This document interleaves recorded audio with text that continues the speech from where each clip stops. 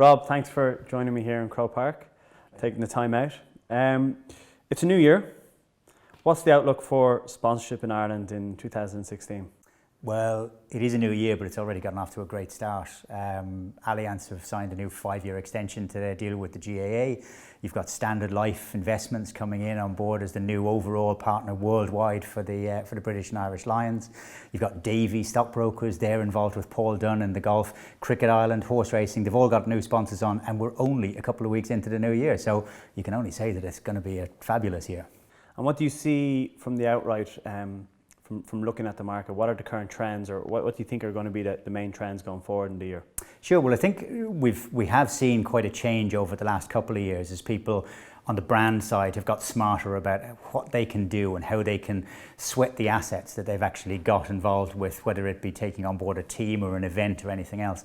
And that's going to continue to grow. We're seeing an awful lot more native content, which is, what we would traditionally see as being media, but which is using, people like yourself in an environment which is promoting the brand in really subtle ways. And that's just getting to the heart of why people actually want to follow you or want to follow, the Irish team, or follow in music, in theatre, in the arts, anything else.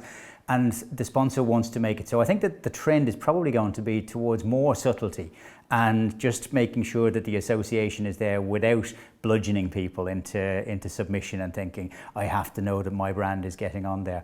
That's going to follow through in terms of the metric which is most important to any brand, which is this working for me as a bottom line?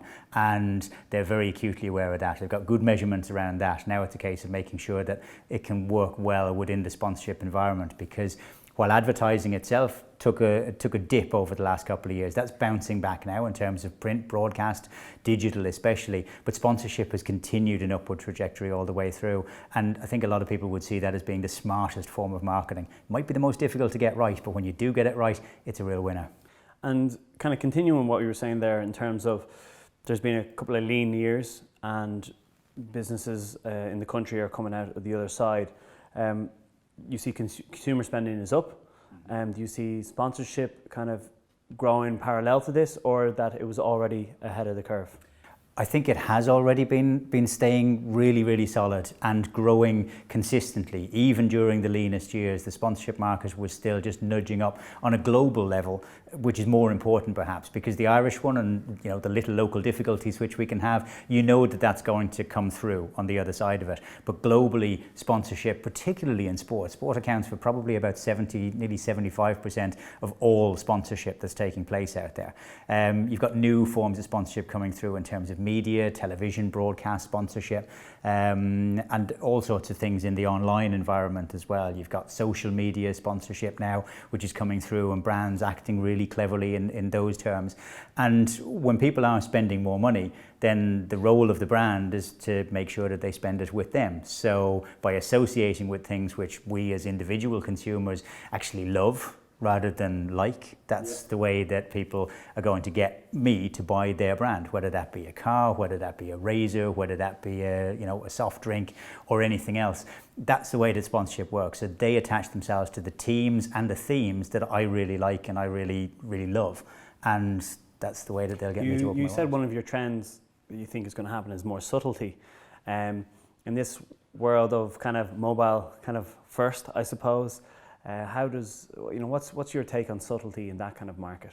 Sure, I think it's the smart imagery. People don't really want to know if I'm a brand, what the services that I'm offering really are. They just sort of don't take any heed of that.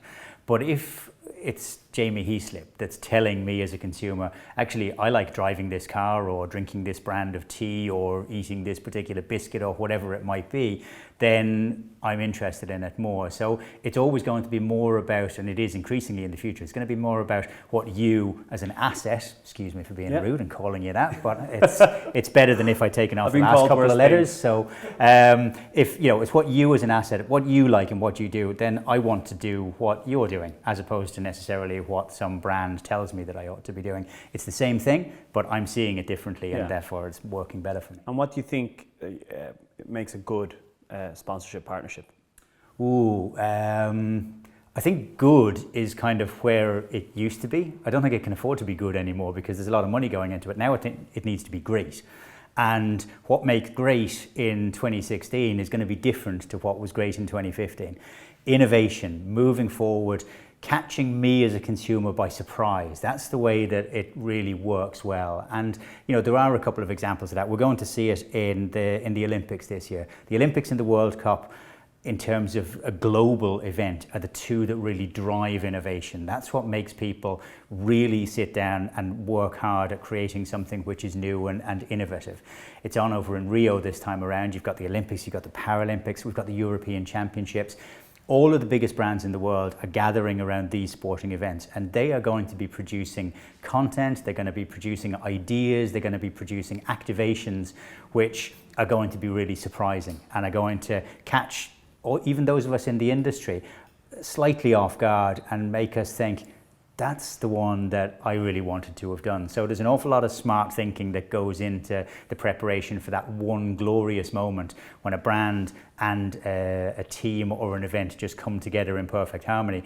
And the beauty of it is that it can actually last. I mean, if we're talking about the Olympics now, we'll still be talking about things which will happen in Rio in 2016 in the same way as today we're still talking about things like that Visa did in relation to the London Olympics and the Paralympic Games. And as someone who's been involved in activations and partnerships, how important is it to a sponsor to have access to these different assets or events like individually, or is it more important to have access to a brand or a team as such, a group? Sure. Well, the most important thing is that it's a partnership, so that if you're the person that the brand wants to get, you have to feel comfortable about it as well. So it's never going to work if you're doing something which you're uncomfortable about, because you can see it in your eyes, you can see it in your demeanor. The brand needs to really work with you. And I know that there's a couple of brands, like Cadbury's in particular, spent an awful lot of time in advance of the London Olympics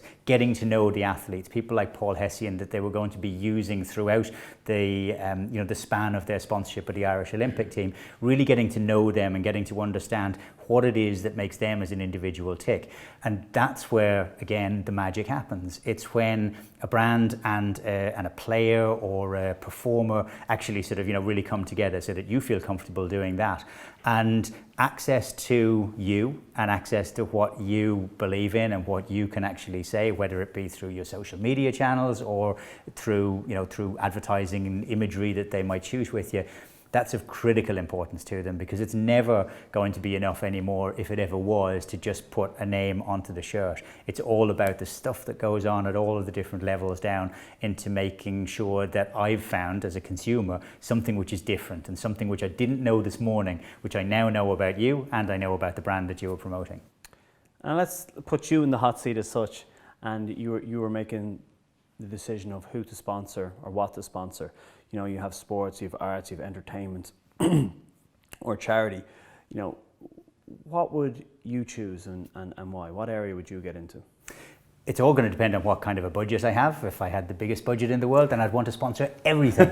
My natural grow is towards sport, but as a player in the market, I've seen over the last couple of years that while sport is continuing to grow, the whole area of, it's referred to as CSR, corporate social responsibility, businesses working really in an embedded fashion within their communities. And that's an area which I think has got great growth potential as well. A lot of the longer term sponsorships in sport do so because they work well within the community, whether it be players or fans or the people within a local, physical environment. And I think that while they've done that just in order to reach those, now I think that we want to actually reach out in order to make a difference for people's lives. And that sounds very woolly. 10 years ago, I would have laughed at myself for saying something like that.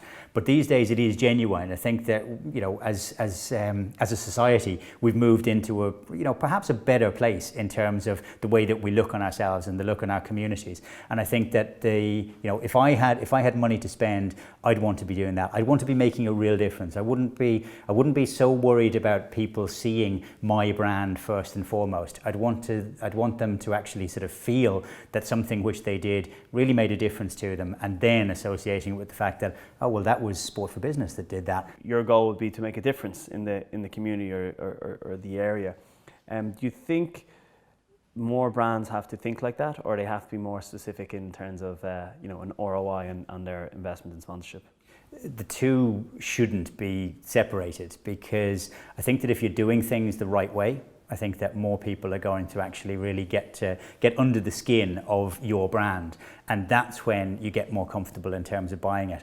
I don't think that the primary motivator for people in terms of what they buy, whether they buy one form of fizzy drink versus another, is what they see. I think it's what that brand represents, and that's where sponsorship really, really works in terms of making us as consumers feel a particular way rather than think or see a particular way about an individual brand. So if people feel better about the brand, they're going to buy more of it. That means that as a marketing person, I'm happy. It means that as the chief financial officer of a company, I'm happy. It means as the shareholder in a company, I'm happy. And I genuinely think that if you're doing it the right way, that it's going to work in every way.